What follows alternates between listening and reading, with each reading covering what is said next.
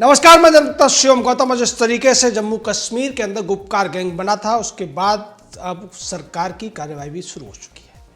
महबूबा मुफ्ती ने एक ट्वीट किया और ये कहा है कि मुझे हिरासत में ले लिया गया है। मैं अपनी पार्टी के नेता वहीदुर रहमान के घर पुलवामा जाना चाहती थी, लेकिन मुझे नहीं जाने दिया जा रहा है। मेरी बेटी इल्तिजा को भी हाउस अरेस्ट कर दिया गया है। अब इस सब के पीछे वजह क्या है, ये पूरा देश जानता है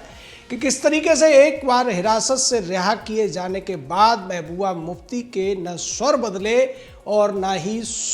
जो उसकी सोच है वो बदल पाई। वो जिस तरीके से इतने दिनों तक हिरासत में रखी गई थी कि शायद उसको अकल आ जाए और वो भारत सरकार के प्रति, भारत के संविधान के प्रति, भारत के लोगों के प्रति, भारतीय समाज के प्रति अपनी निष्ठा को प्राप्त कर ले, लेकिन ऐसा नहीं हुआ। महबूबा ने जिस तरीके के बयान बाहर आते ही दिए और एक बार फिर उन्हीं बातों को दोहराने की कोशिश की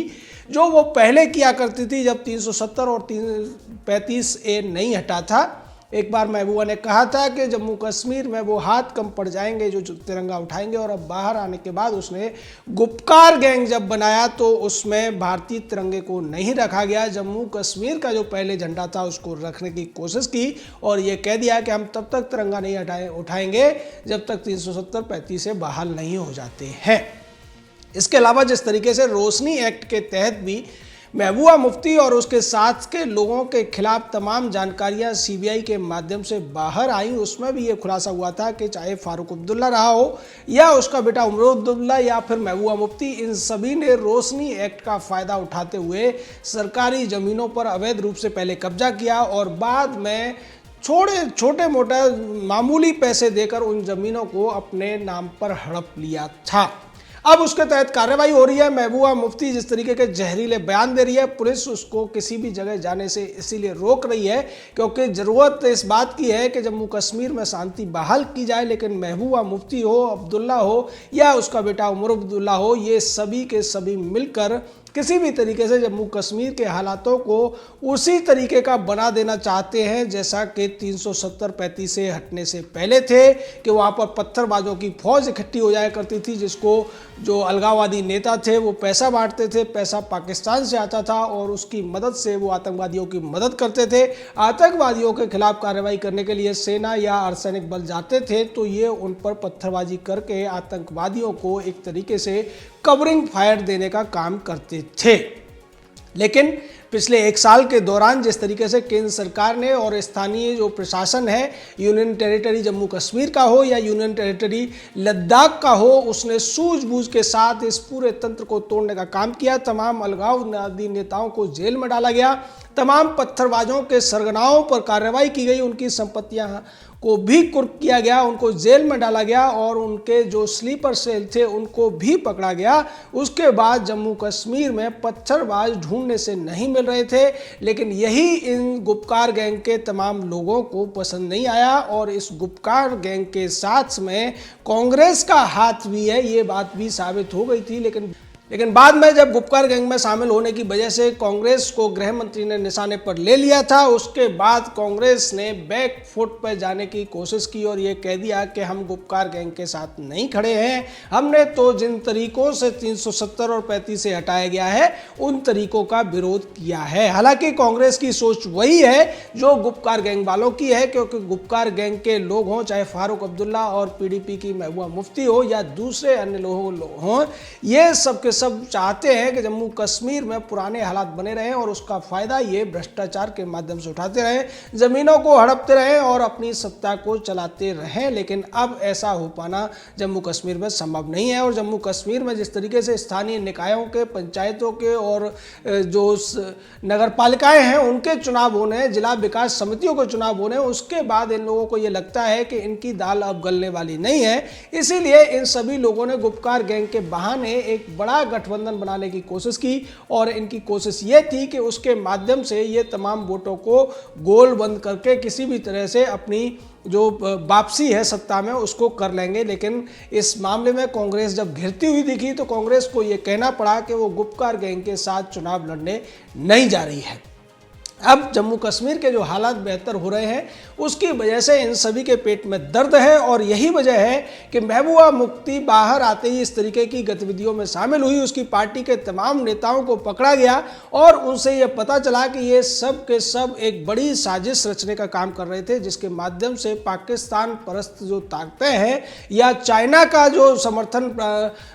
तक मांगने की बात फारूक अब्दुल्ला ने जिस तरीके से की थी, उसका मतलब ये था कि ये जम्मू कश्मीर के हालातों को बिगाड़ने के लिए अब चीन और पाकिस्तान से भी मदद लेने में पीछे नहीं हटेंगे। ऐसा इन लोगों का जब संकेत था, उसके बाद में केंद्र सरकार सक्रिय हुई। तमाम खुफिया एजेंसियों ने भी इनके साथ जुड़े हुए लोगों को जो इस तरीके की साजिशों को अंजाम देने की कोशिश कर रहे थे, जो इस तरीके की साजिश को आगे बढ़ाने का षड्यंत्र रचने का काम कर रहे थे, उनके ऊपर शिकंजा कसा जाने लगा और उसी के तहत महबूबा मुफ्ती को एक तरीके से नजरबंद करने की कोशिश की जा रही है, उसको रोकने की कोशिश की जा रही है, जिसको महबूबा मुफ्ती ये कह रही है कि मुझे बाद में हिरासत में लिया जा रहा है, ये अत्याचार हो रहा है। और ऐसा ही कुछ कहने की कोशिश की है उमर अब्दुल्ला ने। उसने ये कहा है कि हमें जो आज़ादी दी जा रही है, जो हमारे ऊपर स्वतंत्रता देने का दावा किया जा रहा है, वो ऐसे किया जा रहा है जैसे हमें भीख दी जा रही हो, हमारे ऊपर उपकार किया जा रहा हो।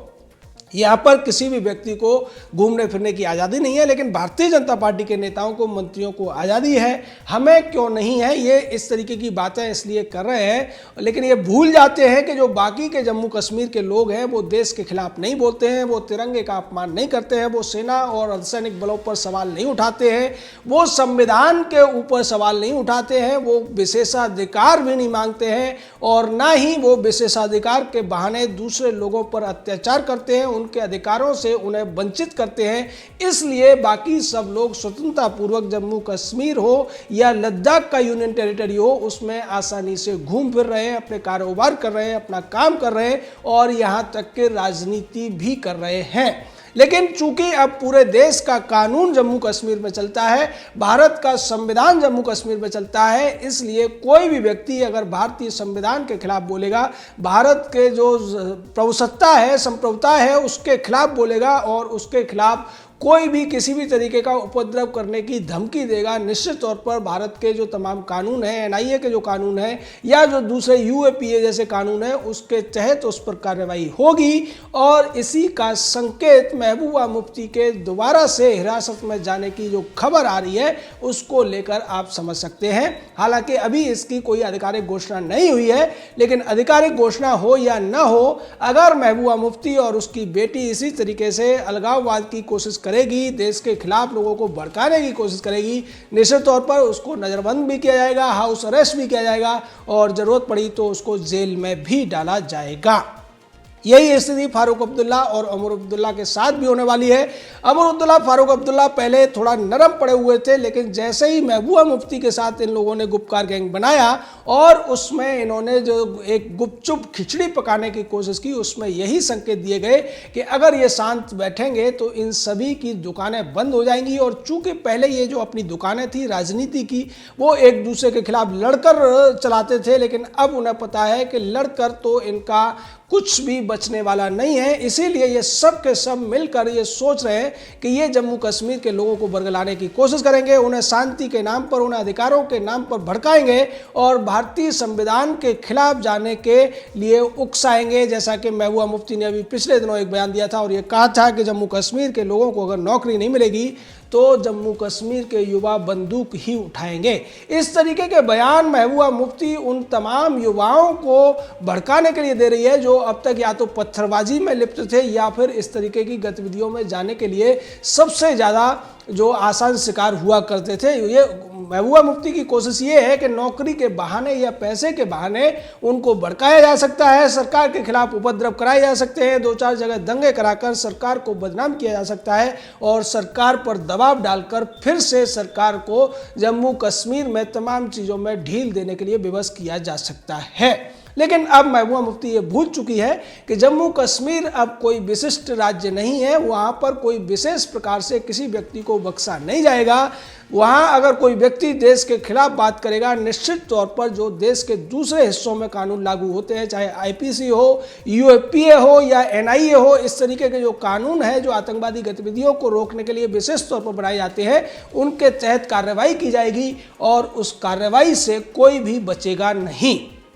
चाहे वो मुख्यमंत्री की बेटी हो, मुख्यमंत्री खुद हो, पूर्व मुख्यमंत्री का बाप हो या पूर्व मुख्यमंत्री का भाई, बेटा, साला या जो कुछ भी हो, कोई भी अधिकारी हो, वो भी नहीं बचेगा। और जैसा कि हमने आपको जिक्र किया था, रोशनी एक्ट में जिन अधिकारियों ने महबूबा मुफ्ती और फारूक अब्दुल्ला, अमरुद्दुल्ला के कहने पर तमाम रिकॉर्ड्स को छुपाने की कोशिश की थी, तमाम चीज़ों को छिपाकर उन घपलों को दबाने की कोशिश की थी, अब सरकार उन सभी की भी मुश्कें कसने की तैयारी कर रही है। उन सभी को भी अंदर ले जाने की तैयारी हो रही है, क्योंकि इन्हीं लोगों के मार्फत इन सभी नेताओं और इनके छुटवैयों ने जिस तरीके से रोशनी एक्ट का गलत इस्तेमाल करते हुए सरकारी ज़मीनों को हड़पा और बाद में उनको औने पौने दाम देकर अपने नाम भी करा लिया था। दरअसल इसका नाम रोशनी एक्ट इसलिए पड़ा था कि जम्मू कश्मीर में एक कानून बनाया गया था 2011 में, और इसमें ये कहा गया था कि जिन लोगों के पास भी सरकारी ज़मीनें अवैध रूप से कब्जे में हैं, वो अगर कुछ पैसे देते हैं जो कि सरकार के द्वारा निर्धारित होंगे स्थानीय स्तर पर,